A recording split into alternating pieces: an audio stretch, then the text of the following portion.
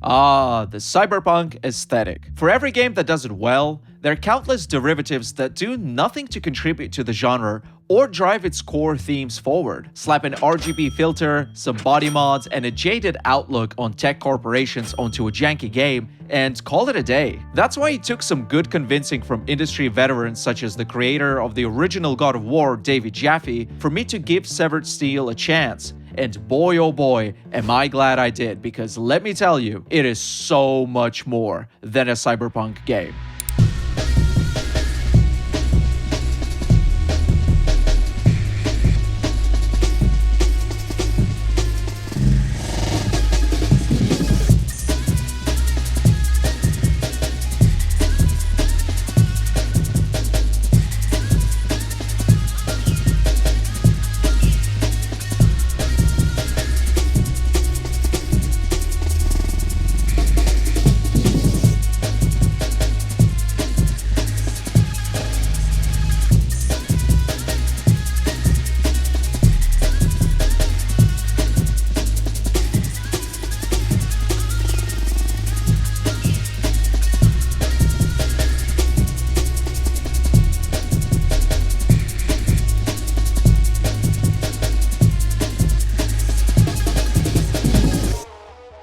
Right off the bat, Severed Steel makes no false promises. It presents itself for what it is, a short, linear, retro-esque FPS with an emphasis on movement, combos, and replayability. What you see in the menu and in the first couple of levels is essentially what you get.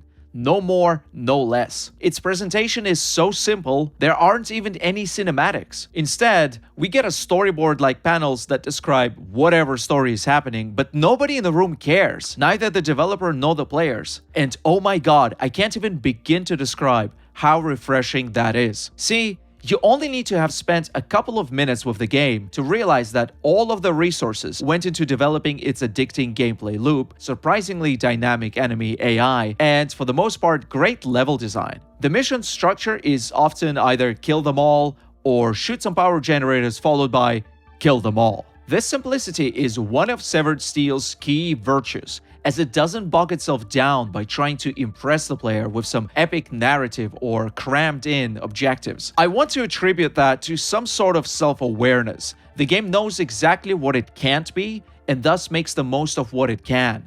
And that's the gameplay. From the mechanics perspective alone, Severed Steel is, in my opinion, miles ahead of its indie FPS contemporaries and on par with some of the best shooters you'll play this year. At first glance, its frenetic gameplay is nothing short of a pastiche of various mechanics, ranging from Max Payne's bullet time and Warframe's movement to Hotline Miami's violent arcade frenzy. But although you've already seen these elements in one form or another, the way Severed Steel manages to fuse them feels elegant and well thought out. By acknowledging players' pre-existing acquaintance and expectations of how each of these mechanics should work, Severed Steel manages to unite them into a cohesive arsenal at your disposal that feels familiar right from the start, yet offers a fresh sense of freedom as you combine each of these elements on the go, somewhat similar to Doom, albeit not as deep. Although the game never explicitly references these inspirations, the intertextuality comes in a form of self-reflection and the way it builds upon pre-existing mechanics. If Hotline Miami is the headliner of an underground techno club, Severed Steel presents itself as the after-party. Extremely enjoyable in itself, but even more so if you've experienced the main act. And while we're on the topic of music,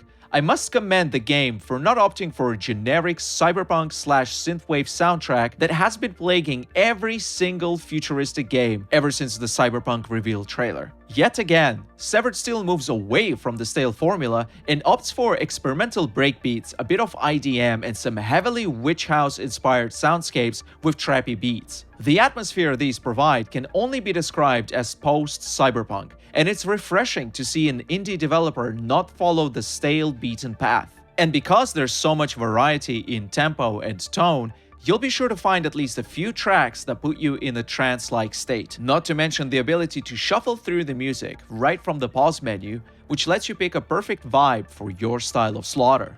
Now, in terms of the overall length, yes, The game is fairly short. I managed to beat it in less than 2 hours on medium difficulty, and I'm not even that good at FPS games. If you prefer length over replayability, I'm afraid there isn't much else to entice you. However, if short sessions over multiple difficulties and mods are your thing, then here's what Severed Steel has to offer. The main campaign includes a great variety of challenge, ranging from the ultimate power fantasy on lower difficulties and ruthless perfectionist runs on the highest, similar to DMC's Hell or Hell difficulty. Besides that, you can always try the Firefight mode, where you'll be competing for the highest online leaderboard score on any of the campaign maps. There's a quirky meta progression system tied into this, as completing numerous challenges per level rewards you with extra mods. While these mods prevent you from uploading your score to the leaderboards, they offer the same kind of replay value as the old Time Splitters games, where you can enable physics-defying slides or give your enemies giant heads. None of it is groundbreaking, but should give you at least a few more hours of playtime. Now, there is a great feature that might keep the game alive for a long time, and that is Severed Steel's level editor